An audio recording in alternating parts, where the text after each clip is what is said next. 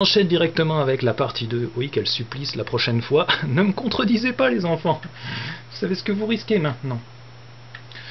Non mais alors, pour dire les choses franchement, ce qui me gêne avec cette histoire de lobby sioniste, c'est que finalement sur le fond c'est exactement ce sur quoi Hitler axait sa propagande quand il a décidé de lancer son apéro géant et de faire le buzz sur toutes les chaînes de télé du monde. Grosso modo à l'époque c'était toutes les siennes. Hitler, si tu nous regardes, salut Elvis pour nous. Bon alors effectivement, il appelait sans doute pas ça un lobby, parce que bon, il avait pas mal de compétences en matière de com. Comme on voit, comme nos démarcheurs à domicile ont du mal à vendre des panneaux solaires alors qu'ils peuvent commencer à devenir rentables dès l'année 2040, sauf s'il pleut entre-temps. Alors que lui, il a pu refourguer sa camelote à l'Allemagne tout entière avec des produits dérivés pour les pays limitrophes et des saucissons séchés aux noisettes pour les plus méritants d'entre nous, ça donne à réfléchir sur ce qu'est un bon VRP.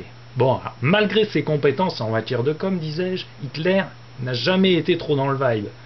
Il y avait qu'à voir son look là. Bon, après les goûts et les couleurs, ça se discute pas. Ça se met dans des camps où ça se réduit en esclavage. Mais bon, chercher à ressembler à ce point à un acteur burlesque quand on est dictateur, c'est la preuve qu'on a pas mal de lucidité de second degré en fait. Un peu comme Poutine qui essaie à tout prix de ressembler à Dobby, l'elfe d'Harry Potter.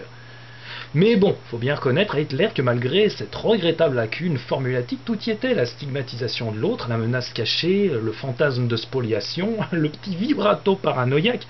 Oh mon Dieu, si mon voisin faisait partie du lobby sioniste! Il rit aux blagues d'Éric Zemmour! Et pour rire aux blagues d'Éric Zemmour, faut au moins faire partie des Illuminati, minimum. Et si je le dénonçais au groupe de défense de la paix et des justes valeurs, qui n'est pas un lobby, comme son nom l'indique, mais bien un groupe de personnes unies par des valeurs et des intérêts communs? Rien à voir, le lobby sioniste, ce serait pas un lobby, et ben il s'appellerait pas comme ça d'abord. Non mais voilà, là où on est quand même plus fort qu'Hitler, nous, c'est qu'on arrive à avancer les mêmes idées du coup, mais à dire que c'est pas de l'antisémitisme.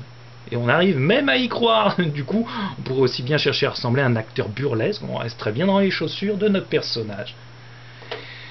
Ce qui me gêne aussi, c'est justement la branchitude du terme, lobby par-ci, lobby par-là. Avant, la seule lobby dont on entendait parler, c'était Chantal, et là au moins on riait de bon cœur, alors que maintenant tout est lobby.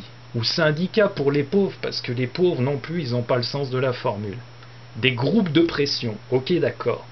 Mais enfin, si on doit faire une liste exhaustive, on n'a pas fini, parce que si on va par là, les parents d'élèves aussi, c'est un sacré lobby. Sans compter la bande à Bébert qui fait circuler une pétition pour repousser le tournoi de boules à samedi, parce qu'il s'est foulé la hanche, le Bébert, en voulant se lever du canapé pour sauver un ours polaire. En plus, bon, on l'y reprendra pas. D'ailleurs, au passage, j'en profite, ne jamais repousser un tournoi de boules. C'est pas moi, c'est DSK qui le dit. Oui, je vous avais promis du classe. Bref, on n'a pas fini d'en entendre parler des lobbies, surtout si Dan Brown sort un nouveau bouquin. Un peu comme la mode du harcèlement moral qui revenait sur l'avant de la scène dès qu'on demandait à un fonctionnaire de fonctionner déjà. Ce qui me gêne enfin avec les lobbies, c'est s'ils posent effectivement de vrais problèmes éthiques et politiques, on ne peut pas le nier, ils constituent surtout des cibles faciles pour l'opinion publique qui est toujours prête à tirer à vue, un peu comme DSK donc, mais si possible sans bouger du canapé et sur des ours morts, et qui est toujours plus que disposé à donner des leçons de morale à son voisin quand celui-ci vient frapper à sa porte pour se plaindre de l'odeur. Les Américains, la société de consommation, les lobbies, voilà, c'est les méchants, c'est livré clé en main avec dormir sur ses deux oreilles en équipement de série. Du coup, les pointer du doigt, ça donne bonne conscience, ça prouve qu'on a beau prendre notre voiture dès qu'on a 20 mètres à faire ou laisser notre télé en veille, on n'est pas du côté du mal.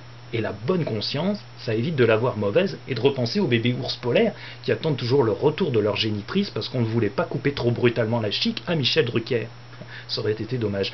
Finalement, on en revient au début de ce billet. Les lobbies sont à l'image des gens qui les font, et les gens qui les font sont à l'image des gens tout court, c'est-à-dire à notre image, à nous autres, êtres humains. Finalement, c'est avant tout à ça qu'ils servent, ces grands épouvantails à cervelle de moineau. C'est la solution à l'abîme de Nietzsche. Pendant qu'on regarde celui-ci droit dans les yeux, il ne regarde pas en nous. On le défie du symbole pour ne pas avoir à faire face à notre reflet dans la glace. Louons donc la bienveillante destinée qui nous a placés dans le camp des pauvres et des Don Quichotte de « je vais faire la mancha ». Sans elle, chaque soir, nous pourrions nager dans les dividendes de nos mauvaises actions au lieu de les commettre bénévolement, mais à plus petite échelle. Bon, et comme ce serait dommage de terminer sur quelque chose de classe, une petite blague à l'américaine comme dans les séries pour faire plaisir à Max. Toc toc toc. Qui est là?